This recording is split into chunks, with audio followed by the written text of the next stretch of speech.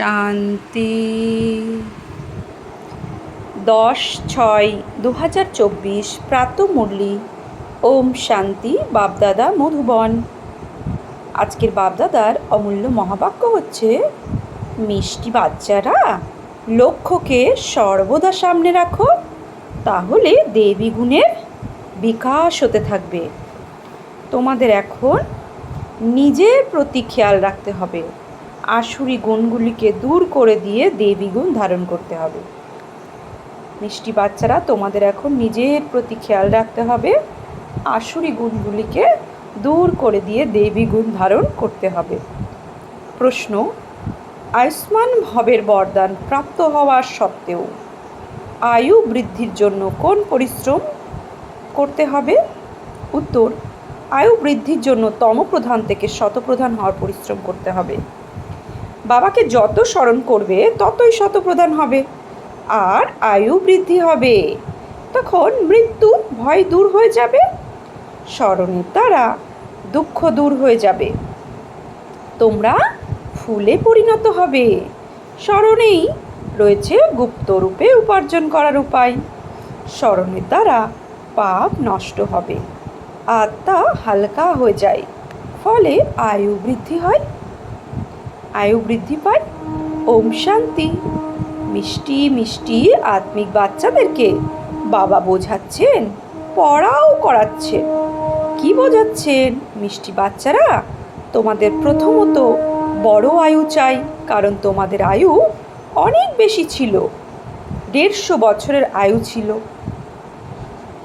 বড় আয়ু কিভাবে প্রাপ্ত হয়? তমপ্রধান থেকে শতপ্রধান হলে, অর্থাৎ সত্যযুগে আমাদের পুরো আয়ু ভুগে আমরা শরীর ছাড়তাম, অর্থাৎ 150 বছর ধরে আমরা শরীরকে বাঁচিয়ে রাখতাম। তো 150 বছর ধরে আয়ু ভুগে তারপরে শরীর ছাড়তাম। তো বাবা ওই জন্য বলছে, আমাদের সব থেকে বড় আয়ু কিভাবে প্রাপ্ত হয়? তমপ্রধান থেকে শতপ্রধান হলে, অর্থাৎ সত্যযুগে আমরা শতপ্রধান ছিলাম, তাই 150 বছর আয়ু ছিল। যখন তোমরা শতপ্রধান ছিলে তখন তোমাদের আয়ু অনেক বেশি ছিল। এখন তোমরা উপরে উঠেছ, তোমরা জানো যে আমরা তমপ্রধান হয়েছিলাম, তাই আমাদের আয়ু কমে গিয়েছিল, স্বাস্থ্য খারাপ ছিল, একেবারে রোগী হয়ে গিয়েছিলাম।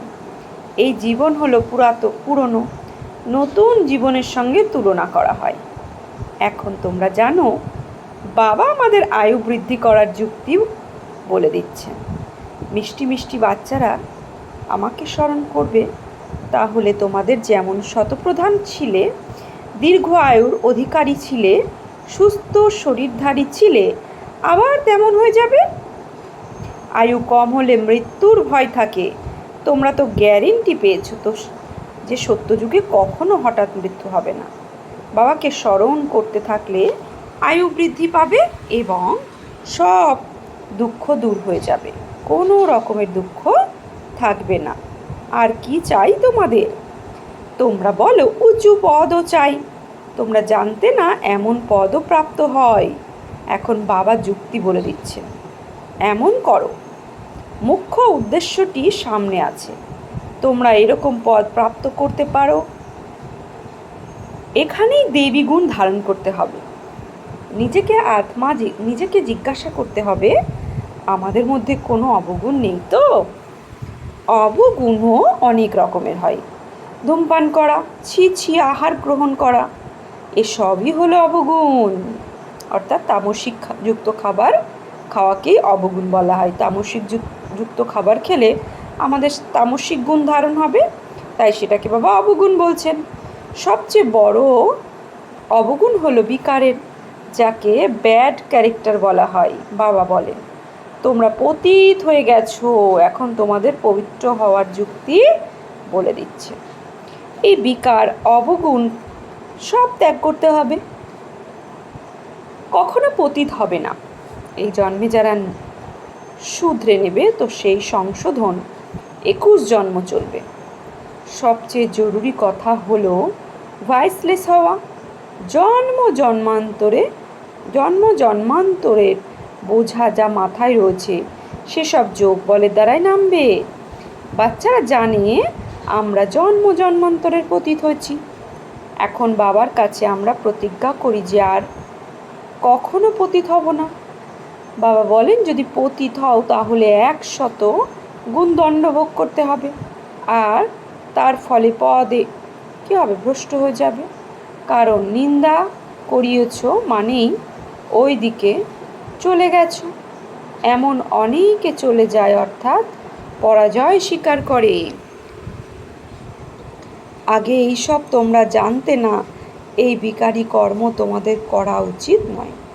কিন্তু বাচ্চা ভালো থাকে যারা বলে আমরা ব্রহ্মচর্য পালন বলছে, কিন্তু বাচ্চা ভালো থাকে যারা বলে আমরা ব্রহ্মচর্য পালন করব। সন্ন্যাসীদের দেখে ভাবে পবিত্রতা ভালো জিনিস। পবিত্র অপবিত্র দুনিয়ার অপবিত্র সংখ্যায় অনেক। শৌচাগার যাওয়াও হলো অপবিত্র হওয়া, তাই সাথে সাথে স্নান করা উচিত। অপবিত্রতা অনেক রকমের হয়। কাউকে দুঃখ দেওয়া, লড়াই ঝগড়া করাও হলো অপবিত্র কর্তব্য। বাবা বলেন, জন্মান্তর তো তোমরা পাপ করেছো, সেসব অভ্যাস এখন ত্যাগ করতে হবে। এখন তোমাদের প্রকৃত সত্য মহান আত্মায় পরিণত হতে হবে।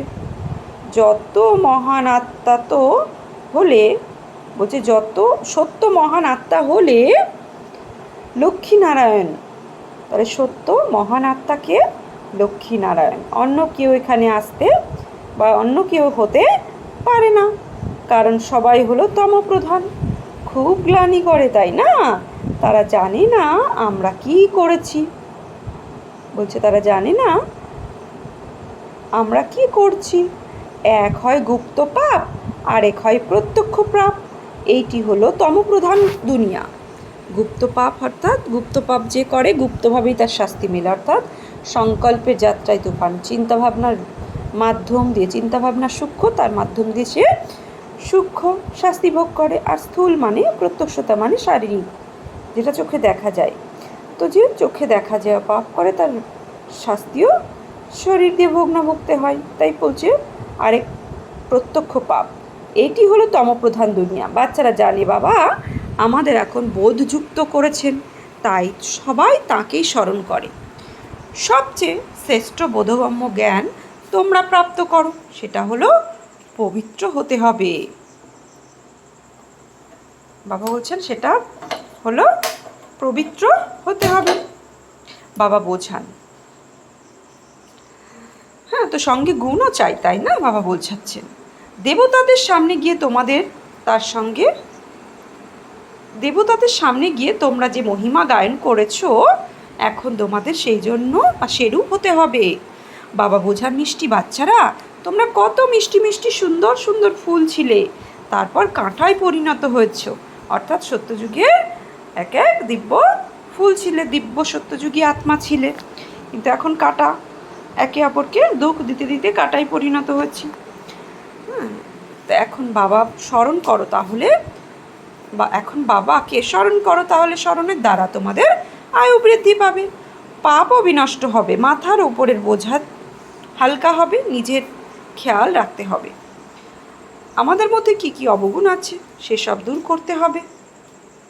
যেমন নারদের দৃষ্টান্ত দেওয়া হয়, তাকে বলা হয় তুমি কি উপযুক্ত হয়েছ? সে দেখে বলল, ঠিকই, আমি তো উপযুক্ত নই, বাবা তোমাদের শ্রেষ্ঠ করেন। তোমরাও তো নারদের যে কাহিনী, সেটা হচ্ছে আমাদেরকেই বাবা বোঝাচ্ছেন যে আমরা যে সত্যযুগে লক্ষ্মীনারায়ণকে যে বরণ করব, আমরা কি লক্ষ্মীনারায়ণকে বরণ করার যোগ্য হয়েছি? হ্যাঁ, তো আমাদের বাবা বোঝাচ্ছেন যে নারদের মতো তো নও। তো তখন নিজেকে চেক করলে দেখা যায়, তাই তো আমার মধ্যে এত অবগুণ রয়েছে, আমি লক্ষ্মীনারায়ণকে বরণ করতে পারবো না। তাই বলছে বাবা, নিজেকে চেক করো, নিজের মধ্যে কোনো অবগুণ নেই তো, দূর করতে হবে সেগুলো।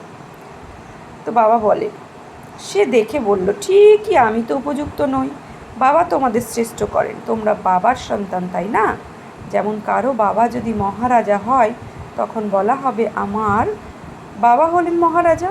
বাবা সুখ প্রদান করেন। যারা খুব সুন্দর স্বভাবের মহারাজা, তারা কখনো ক্রোধ করে না। এখন তো ধীরে ধীরে সকল আত্মাদের কোয়ালিটি কম হয়ে গেছে, সব অবগুণ প্রবেশ করেছে, আত্মার কলা নেমে গেছে, তমও হয়ে গেছে। তমপ্রধান অবস্থাও এখন চরমে এসে পৌঁছেছে। কত দুঃখী হয়েছে সবাই, তোমাদের কত কিছু সহ্য করতে হয়। এখন অবিনাশী সার্জেনের দ্বারা তোমাদের চিকিৎসা চলছে। বাবা বলেন এই 5 বিকার তোমাদের ক্ষণে ক্ষণে অস্থির করবে। তোমরা যত পুরুষার্থ করবে বাবাকে স্মরণ করায়, মায়া ততই তোমাদের নিচে নামাবার চেষ্টা করে। তোমাদের অবস্থা এখন মজবুত হওয়ার দরকার, যাতে মায়ার ঝড় তোমাদের স্পর্শ করতে না পারে। রাবণ কোনো বস্তু নয়, যা কোনো মানুষ নয়। বলছে রাবণ কোনো বস্তু নয় বা কোনো মানুষ নয়। 5 বিকাররূপী রাবণকেই মায়া বলা হয়। অসুর রাবণ সম্প্রদায় তোমাদের চেনে না যে তোমরা কে। এই বিকে বা বলছে এই বিকেরা কি বোঝায়, রিয়ালিটিতে কেউ তো জানে না এদের বিকে কেন বলা হয়। ব্রহ্মা কার সন্তান এখন তোমরা বাচ্চারা জানো। আমাদের ঘরে ফিরে যেতে হবে। বাচ্চারা বাবা বসে তোমাদের শিক্ষা প্রদান করেন। আয়ুষ্মান ভাবো, ধনবান ভাবো। বাবা তোমাদের সকল মনস্কামনা পূর্ণ করেন, বরদান দেন। কিন্তু শুধু বরদান দিয়ে কোনো কাজ হবে না, পরিশ্রম করতে হবে। প্রত্যেকটি কথা বুঝতে হবে। নিজেকে রাজ তিলক প্রাপ্তির অধিকারী করতে হবে। বাবা অধিকারীও করেন তোমাদের, অর্থাৎ বাচ্চাদের শিক্ষা দেন এমন এমন করে। প্রথম শিক্ষা দেন মামেকম স্মরণ করো। মানুষ স্মরণ করে না, তারা জানে না, তাই তাদের স্মরণও ভুল হয়ে যায়। তারা বলে ঈশ্বর হলেন সর্বব্যাপী। তাহলে তারা কি বলে? ঈশ্বর হলেন সর্বব্যাপী। তাহলে শিব বাবাকে স্মরণ কিভাবে করবে? শিবের মন্দিরে গিয়ে পূজা করে। তোমরা জিজ্ঞাসা করো তার অকুপেশন সম্বন্ধে বলো, তখন তারা বলবে ভগবান হলেন সর্বব্যাপী। পূজা করে, তার কাছে কৃপা প্রার্থনা করে। এই রকম প্রার্থনার সময় কেউ যদি জিজ্ঞাসা করে পরমাত্মা কোথায়, তখন তারা বলে সর্বব্যাপী। তাহলে চিত্রের সামনে তারা কি করে? আর চিত্র সামনে না থাকলে তাদের কলা কায়া অর্থাৎ সকল গুণ নষ্ট হয়ে যায়। ভক্তিমার্গে মানুষ কত ভুল করে, তবুও ভক্তির প্রতি কতখানি ভালোবাসা আছে তাদের। কৃষ্ণের জন্য কত নির্জলা ব্রত ইত্যাদি করে। এখানে তোমাদের ঈশ্বরীয় পাঠ পড়ছো, আর ওদিকে ভক্তরা কত কি করছে সেসব দেখে তোমরা এখন হাসো। ড্রামা অনুযায়ী ভক্তি করতে করতে মানুষ নিচে নেমে এসেছে, উপরে তো কেউই চড়তে পারবে না। এখন এ হলো পুরুষোত্তম সঙ্গম যুগ, যার কথা কারো জানা নেই। এখন তোমরা পুরুষোত্তম হওয়ার জন্য পুরুষার্থ করছো। টিচার স্টুডেন্টদের সার্ভেন্ট হয়, তাই না? স্টুডেন্টদের সার্ভিস করে। গভর্নমেন্ট সার্ভেন্ট রয়েছে। বাবাও বলেন সেবা করি, তোমাদের পড়াইও। বাবা কি বলেন? সেবাও করি, তোমাদের পড়াইও। সকল আত্মাদের পিতা তিনি, টিচারও তিনি। সৃষ্টির আদি মধ্য অন্তের জ্ঞানও প্রদান করেন। এই জ্ঞান অন্য কোনো মানুষকে দেখে না, কেউ শেখাতেও পারে না। তোমরা পুরুষার্থ করো সেই জন্য, যাতে এখন এমন স্বরূপ ধারণ হয়। দুনিয়ায় মানুষের বুদ্ধি কতখানি তমপ্রধান, খুব ভয়ঙ্কর এই দুনিয়া। মানুষের যা করা উচিত নয় তারা সেই কাজ করে। তো বাবা বলছে কত খুন ডাকাতি ইত্যাদি করে, কি করে না। 100% তমপ্রধান। তো এখন তোমরা আবার 100% শতপ্রধান হচ্ছ। তার জন্য যুক্তি বলা হয়েছে স্মরণের যাত্রা। স্মরণের দ্বারাই বিকর্ম বিনাশ হবে।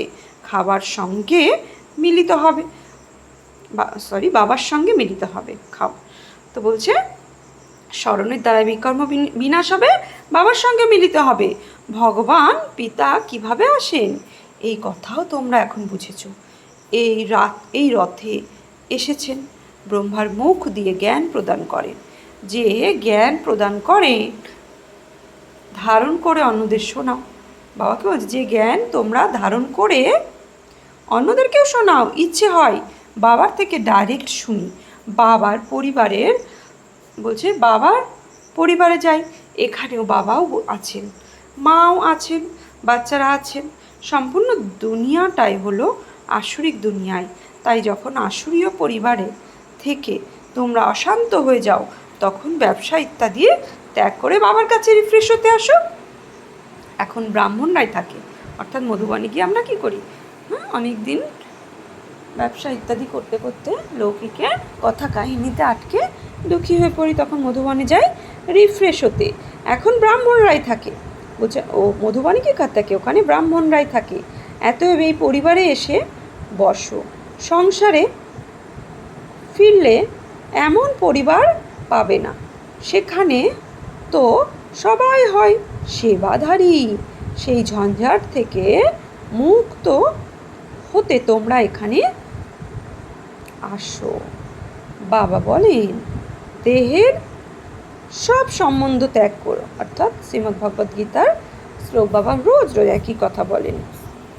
কি বলেন? যে সর্বধর্মান্য পরিত্যাজ্য, শ্রীমদ্ ভগবদ্ গীতাতে আছে সর্বধর্মান্য পরিত্যাজ্য মাম একাং শরণং ব্রজ অহং তম সর্ব পাপেষু মোক্ষয়িষ্যামি শুচ। তো বাবা বলতে দেহ সহিত দেহের সব ধর্মকে ত্যাগ করো। তো বাবা বলছেন সুরভিত ফুলে পরিণত হতে হবে। ফুলে সুগন্ধ থাকে, সুগন্ধি ফুল চিনে বলছে সুগন্ধি ফুল তুলে আঘ্রাণ দেয়। ধুতরা ফুল কি করে? তুলবে না কেউ। এত বলছে সুগন্ধি ফুলে পরিণত হওয়ার জন্য পুরুষার্থ করতে হবে। তাই বাবাও ফুল দিয়ে আসেন। এমন হতে হবে ঘর গৃহস্থ থেকে একমাত্র বাবাকে স্মরণ করতে থাকো, তোমরা যেন এই দেহের আত্মীয় পরিজন সবাই শেষ হয়ে যাবে। তোমরা এখানে গুপ্ত রূপে উপার্জন করছো। তোমাদের শরীর এখানে গুরুরা বলছে তোমাদের শরীর, তোমাদের এখন গুপ্ত রূপে উপার্জন করতে হবে, তোমাদের শরীর ত্যাগ করতে হবে। উপার্জন করছো, তোমাদের শরীর ত্যাগ করতে হবে। উপার্জন জমা করে খুব খুশির অনুভূতি হাসি মুখে শরীর ত্যাগ করতে হবে। ঘুরতে ফিরতে এক শিব বাবাকে স্মরণ করো, তাহলে তোমাদের কখনো ক্লান্ত অনুভব হবে না। বাবার স্মরণে অশরীরী হয়ে যতক্ষণই পরিশ্রম করো, এখানে থেকে নিচে বলছে এখান থেকে নিচে আবু রোড পর্যন্ত চলে যাও, তবুও ক্লান্ত হবে না, পাপ বিনষ্ট হবে, হালকা হয়ে যাবে। বাচ্চারা, তোমাদের যে কতখানি লাভ হয় অন্যরা কেউ তা জানতে পারে না। সম্পূর্ণ দুনিয়ার মানুষ প্রার্থনা করে পতিত পাবন এসো, পবিত্র করুন। তাহলে ত্যাগের মাধ্যম বলছে তাহলে ত্যাগের মাহাত্ম্য কিভাবে বলা হবে? শান্তিতে তোমাদের মধ্যে নোয়াতে হয়। বলছে না, পতিত পাবন এসে পবিত্র করেন, তাহলে তাদের মহাত্মা কিভাবে বলা হবে? পবিত্রদের সামনে মাথা নোয়াতে কি মাথা নোয়াতে হয় কি? পাবন অর্থাৎ পবিত্র সামনে মাথা নোয়াতে হয়। কুমারী কন্যাদের দৃষ্টান্ত দেওয়া হয়। যখন বিকারগ্রস্ত হয় তখন সবার সামনে মাথা নিচু করে এবং ঈশ্বরের প্রতি আহ্বান করে, হে পতিত পাবন এসো। আরে পতিত হও কেন যদি রাখতেই হয়? বলছে পতিত হও কেন যদি রাখতেই হয়? সবার শরীর তো বিকার দ্বারা নির্মিত, তাই না? কারণ এই হলো রাবণ রাজ্য। এখন তোমরা রাবণের হতে থেকে মুক্ত হয়ে এসেছো। একেই বলা হয় একেই বলা হয় পুরুষোত্তম সঙ্গম যুগ। এখন তোমরা পুরুষার্থ করছো রাম রাজ্যে যাওয়ার জন্য। সত্য যুগ হলো রাম রাজ্য। শুধু ত্রেতাকে রাম রাজ্য বললে সূর্যবংশী লক্ষ্মীনারায়ণের রাজা কোথায়? বলছে লক্ষ্মীনারায়ণের রাজা কোথায় গেল? এত এই জ্ঞান এখানে তোমরা প্রাপ্ত করছো। নতুন আত্মারা আসে যাদের তোমাদের জ্ঞান প্রাপ্ত বলছে যাদের তোমরা জ্ঞান প্রাপ্ত করো, যোগ্যতা প্রাপ্ত করো। কেউ কেউ এমন কুসঙ্গ পেয়ে যায়, যোগ্যতা হারিয়ে অযোগ্য হয়ে যায়। যারা পবিত্র করেন, বলছে বাবা পবিত্র করেন, এত এখন অযোগ্য হয়ে যাও। বাবা বলেন পবিত্র, তাই বাবা পবিত্র করেন। এত এখন পতিত হওয়ার প্রয়োজন নেই। যখন বাবা এসেছেন পবিত্র করতে, মায়া এখন প্রবল যে পতিত দুনিয়ায় বলছে প্রবল যে পতিত বানিয়ে দেয়, পরাজিত করে। তখন বলে বাবা রক্ষা করুন। বাহ, যুদ্ধের ময়দানে অসংখ্য মায়া যায়, তখন রক্ষা করা হয় কি? এই মায়াগুলি বন্দুকের গুলির চেয়েও কঠোর। কাম বিকারের বশ হওয়া অর্থাৎ নিচে পতন হওয়া। সত্যযুগে সবাই গৃহস্থ, বলছে সত্যযুগে সবাই পবিত্র গৃহস্থ ধর্ম হয়, যাদের দেবতা বলা হয়। এখন তোমরা জানো বাবা কিভাবে আসেন, কোথায় থাকেন, কিভাবে এসে রাজযোগ শিক্ষা প্রদান করেন। দেখানো হয় অর্জুনের রথে বসে জ্ঞান দিয়েছিলেন। তাহলে ওনাকে সর্বব্যাপী কেন বলা হয়েছে? যে বাবা স্বর্গের স্থাপনা করেন, সবাই তাকেই ভুলে গেছে। এখন তিনি নিজের পরিচয় নিজেই দিচ্ছেন। আচ্ছা, মিষ্টি মিষ্টি হারানিধি বাচ্চাদের প্রতি মাত পিতা বাপদাদা স্মরণে স্নেহ সুমন সুপ্রভাত। আত্মাদের পিতা তার আত্মারূপী বাচ্চাদের জানাচ্ছি নমস্কার। আমরা আত্মারূপী বাচ্চারা আত্মারূপী বাপদাদাকে জানাচ্ছি নমস্কার।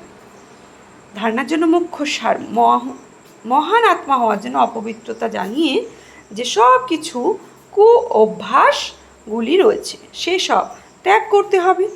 দুঃখে বলছে দুঃখ দেওয়া, লড়াই ঝগড়া করা এসব হলো অপবিত্র কর্তব্য, যা তোমরা আর করবে না। নিজেকে রাজ তিলক প্রাপ্তির অধিকারী করতে হবে। দুই বুদ্ধিকে সকল প্রকারের ঝঞ্ঝাট থেকে মুক্ত করে দেবী দেবতাদের সঙ্গ থেকে দূরে সরিয়ে সুরভিত দেহধারীর সঙ্গ, দেবী দেবতার নয়, দেহধারীর সঙ্গ থেকে দূরে সরিয়ে সুরভিত ফুলে পরিণত হতে হবে। গুপ্তরূপে বিশ্ব উপার্জন করার জন্য চলতে ফিরতে অশরীরী অবস্থা হওয়ার অভ্যাস করতে হবে। বরদান, নিজের শুভ চিন্তনের শক্তি দ্বারা আত্মাদেরকে চিন্তা মুক্তকারী শুভচিন্তক মনি ভব। নিজের গুরু বলছে নিজের শুভচিন্তকের শক্তির দ্বারা আত্মাকে চিন্তা মুক্তকারী শুভচিন্তক মনি ভব। আজ বিশ্বের সকল আত্মারাই চিন্তামণি হয়ে গেছে। এই চিন্তামণিদেরকে তোমরা শুভচিন্তক মণিরা নিজেদের শুভচিন্তনের শক্তি দ্বারা পরিবর্তন করতে পারো। যেরকম সূর্যের কিরণ দূর দূরান্তের অন্ধকার